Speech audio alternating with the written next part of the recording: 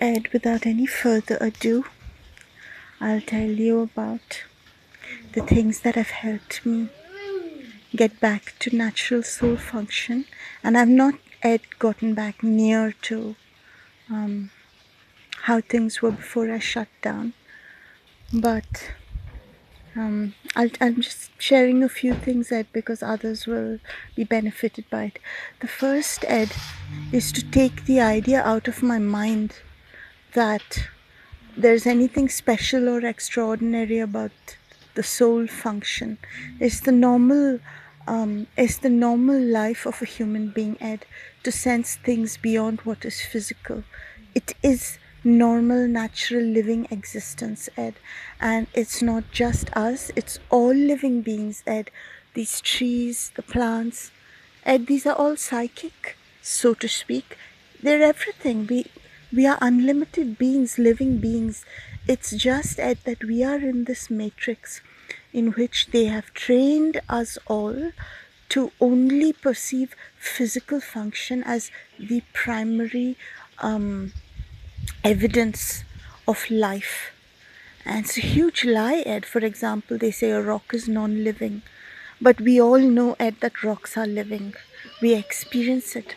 I remember, Ed, in the 8th grade, that was the first year of high school, and the first biology textbook that I had. Before that, Ed, science was grouped into one textbook, science textbook. But that was my first biology textbook, Ed, the Indian ICSC syllabus. And the first chapter, Ed, was characteristics of life.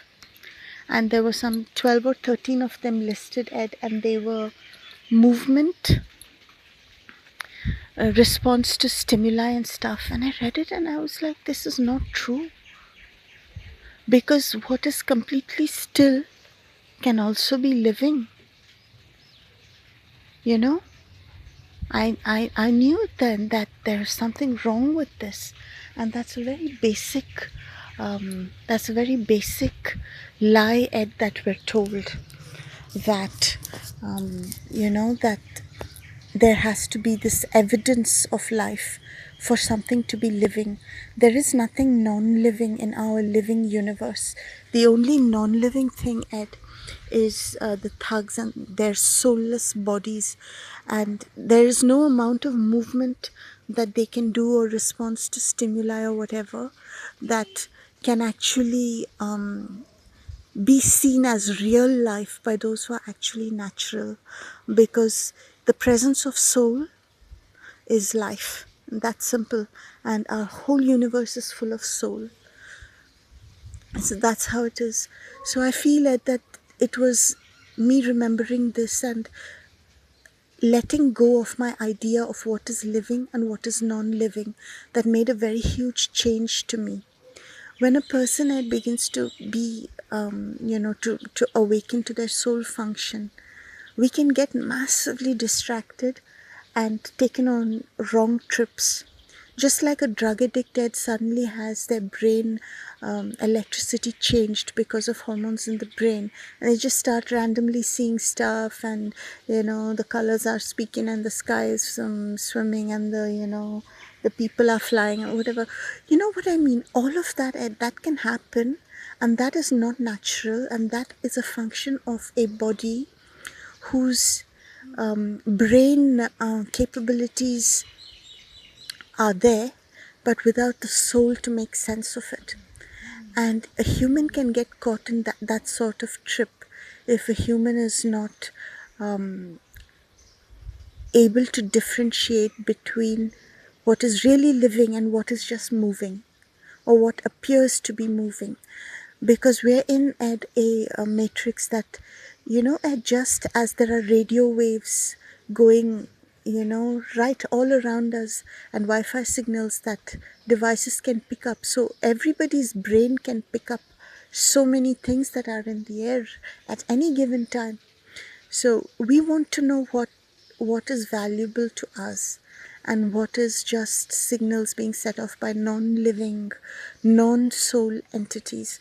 So this was something critical for me, Ed, to learn.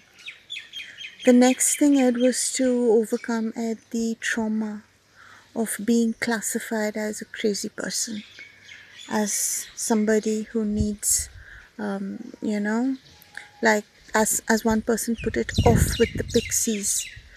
Every person, Ed, who awakens to soul function is going to be accused of some kind of mental illness or the other, of spiritual degeneration, because, Ed, religions are allowed by the thugs to function as mainstream religions and such, simply because they both mine humans for psychic information covertly, and they mine our human spiritual energy, and, Ed, they also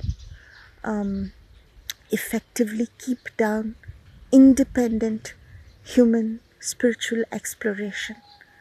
And it's so important, Ed, for a human to learn how to navigate that scenario, learn how to handle that kind of shit, learn who to trust, learn who to tell what they tell, and learn who are their friends and who are there to covertly mind them. I guarantee you, Ed, if someone is a natural human, they are surrounded by those who are just waiting to find out what they're up to, find out what they're thinking, what they're feeling, because the thug populations, they're kept to do this kind of thing. So it's so important for a human to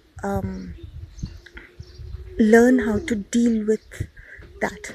Now, everyone deals with it differently, Ed, but as far as I'm concerned, the way I've gone about this is I refuse to have anything to do with somebody that does not share my frequency. You know what I mean? If someone's like, oh, you really saw that? You can see spirits? Oh my god. I also have been to a haunted house and I heard all that kind of shit. And I do not hang with anybody who is in that zone of, there is what is real and there is what is suspected. I don't have anything to do with that shit, Ed. Anything, because that is demonic. Those, Ed, who are in a human frequency, those who are humans, they are already psychic. They already know what you're saying.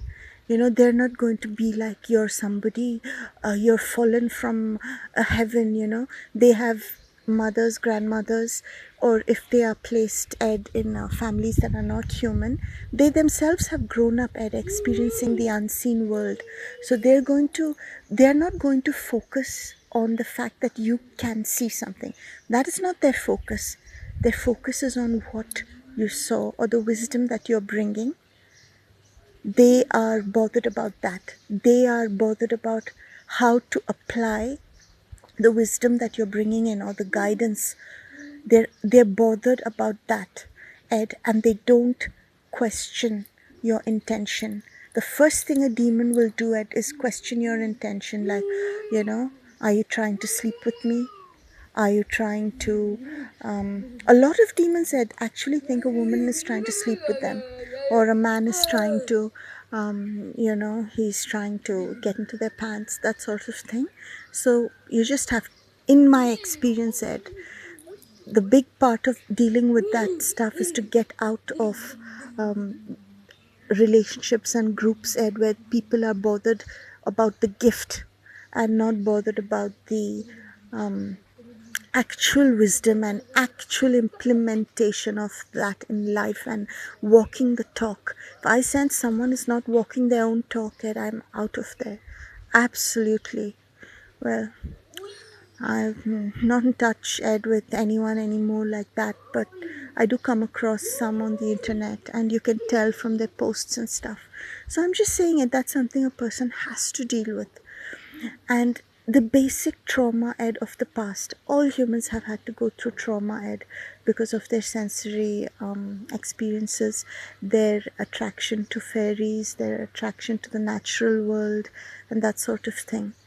And Ed, for that, a person has to really go through that spiritual experience where one stops giving a shit about what people think.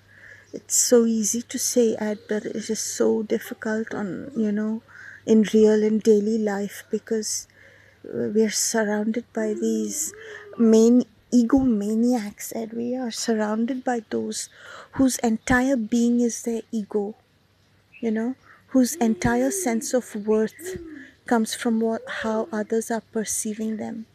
And it is a mania and a disease, and we are swamped in a tub that is filled with this disease. And it's really difficult, Ed, for someone, you know. I think I got out of it because of being in isolation so much. So for me, that was a real help, and I recommend it. Honestly, I recommend isolation without fear. The thugs make it like something horrible will happen to you if you're isolated. Nothing horrible happens, Ed. And who can really be isolated as well when you have a phone? You know what I mean? So at least, whichever sort of isolation a person can get, how much ever of it a person can get, can help to come out of that ego and experience oneself as a soul, and not our, you know, our weight, our size, our shape, our hair, our race. We have to come out of that, Ed, because they'll always hit us with that, you know. For example, if someone tells someone, there are these tropes, Ed. For example, Karen. Karen means a white woman who's unnecessarily bothered about the well-being of everything and everyone. What's wrong with that, Ed? I really don't find anything. If white women didn't bother about how other people are, and trying to make the world a better place, where the hell would the world be today, Ed? The Ed, the whole world has any semblance of human rights because of Karens. Literally because of Karens. That's a trope. Crazy black woman is a trope. Crazy Indian is another trope. Crazy lady is another trope. Um, you know, um, Crazy man. I haven't come across much of that, Ed, but I know it's there. And actually, Ed, I think it's worse for men, because I think actually men have a really bad time of it, because their actual validity as a man, gets questioned. But I think also at the same time that men are instinctively very careful with how they deal with their gifts. So I've come across a few men, one being my granddad, and nobody would ever even look at him and know the kind of stuff he was into. It was impossible, Ed, to look at my granddad and guess anything of, not even 0.0000. So I think that's how men deal with it. Maybe, I don't know. So that's there. But Ed, that's something that person has to give thought into, and it requires a person to make a plan. And I feel, Ed, that one thing every human must do is draw a circle of secrecy around them. That is the need of the hour, is secrecy for humans. Don't trust anyone outside your truly, truly, truly one or two people. And I would say don't even trust anyone outside your own self other than your soulmate. Because nobody else, not even your mother, father, or your brother, or your sister, is going to be on the exact same frequency as you exit the thug matrix. In an ideal world, everyone, your whole soul group will be on the same frequency. But in this situation, with the thug programming that we are exiting now, in this situation, it's only your soulmate who'll, and even they're not going to be exactly on the same frequency. But the thing about them is that because you and them are the same field, they're going to love you anyway. You're like their inner child that's all over the place, and they're like, I don't understand you, but I love you anyway. So you need that's the only kind of person you can trust. Nobody else. That's just how I feel about it. Might be different for others, but it's my recommendation. And Ed, the last one, Ed, is to deal with the programmed fear of the unknown. This is a biggie, Ed. It's a biggie because our trust in the natural world and the universe is so eroded by thug world programming. You see, Ed, the fake human bodies, they are not accepted by the natural realm at all. If they go into the jungle, they won't make it past like 2 days. They'll want, they'll want nannying at every step of the way because they don't know what they can eat and what they can't eat. You don't need mental knowledge for this, you need instinct. My son, Ed Gabriel, he's gone all over the place. Put all kinds of things in his mouth and learned, what he can and what he can't eat. And from his earliest babyhood, Ed, he had stronger instincts than me. I've sometimes eaten spoiled food, drunk spoiled milk, and all of that. There was some thug spitting behind me at a dog. Anyway, so because I grew up with a mental idea of what I should eat and not, but he being neurodivergent, I wouldn't say divergent, but neuro non-typical, whatever, Ed, you know what I mean. So that guy, Ed, he's never poisoned himself, never. And he's been all over the place, even as a baby, Ed. We've traveled a lot and gone to a lot of places and stuff, and he's just developed his own instinct about all of these things. So we've been taught to fear everything in nature, and what's happened, Ed, is that we've shut down our natural instincts as a result of it. And it goes very, very deep, Ed, because I know a lot of people, Ed, that can't keep their eyes closed for a certain past a certain few seconds because they get terrified. And that terror, Ed, it's thug programmed terror, because they know that their lives will change and something not socially acceptable by the thug society is going to be revealed. People who have suppressed trauma a lot, they experience the terror of the unknown more than most others, because they can sense that if they let their inner experiences or inner memories out, it's going to change their life. It's going to change their existence, and on a daily basis change their identity, their idea of who they are and stuff. So for them, they kind of shut it out. There's this fear, and whichever method a person might take, Ed, to deal with that fear will also open their psychic abilities. So that's there. And then, Ed, I want to tell you the stuff Granddad taught me. I asked him, Ed, back in those days when I was just exploring this for the first time, I asked him what opens the third eye, because this was the big topic of discussion among the peeps that I knew. And he said that to open the third eye, you have to open your heart, and you have to allow sexual passion from inside you to open your heart. Not, sitting and saying, I open my heart chakra. Not like that. Maybe some people would call it the Kundalini, Ed.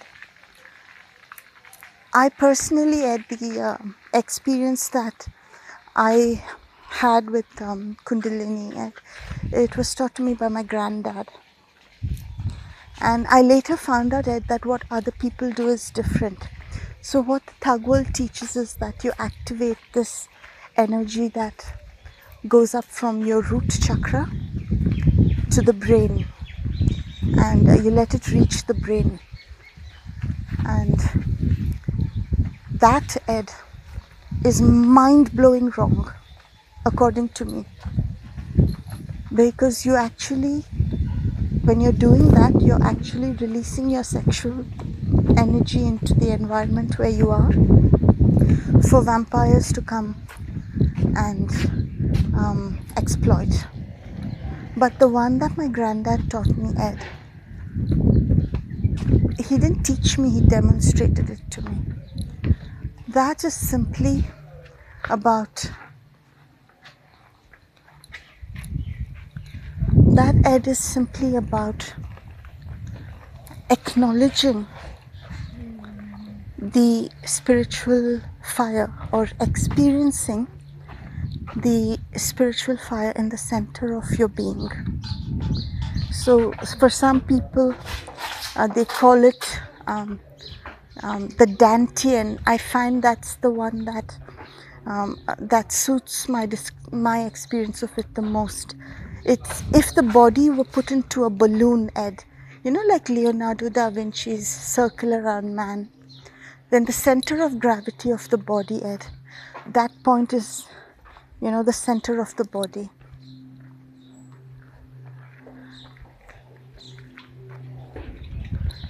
So I don't know, Ed, where Gabriel wants us to go.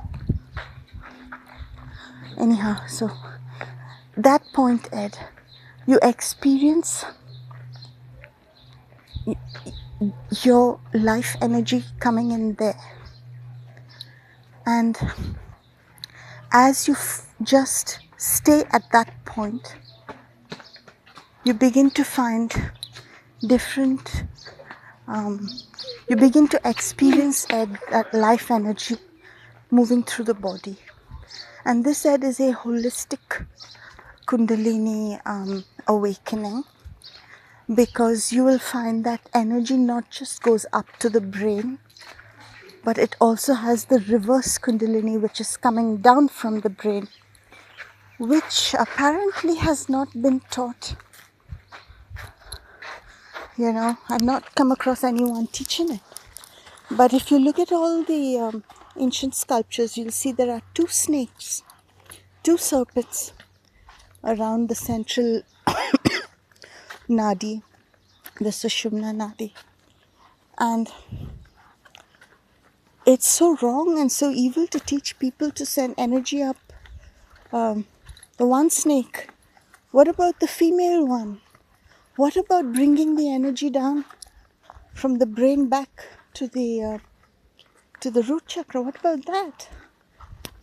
If you look at the World Health Organization, you'll find that they have eliminated the female snake on their logo. So that is the Kundalini that people are being taught. And this will blow your energy field. And you could actually literally go crazy, because you will not be able to interpret your experiences. You'll not be able to use the knowledge that you release yourself in your own life. You'll just be releasing it into the psychic realms and to the gurus they tell you to think of while you're doing all this. And that's it. You'll be draining out. You'll not be able to orgasm in maybe a few months or years of doing this, because your entire sexual force would have gone up. So yeah, but when you do it like the way I told you, when you be aware of the life energy source in you, just hold that awareness, you'll find it starting to move wherever it wants to. And that's all that a person needs to do it. And then a holistic heart opening starts, because you start feeling love. And you have to be in that love, Ed. You have to be in that love, because it's that genuine heart interest in something that opens a person's psychic experience. You need to know, you need to know what you want to have that experience for. For example, you need to love someone enough to know how are they doing, how are they feeling, or some love. It has to be love. The whole universe is powered by love. That is the only safe psychic experience, Ed, when it's for love.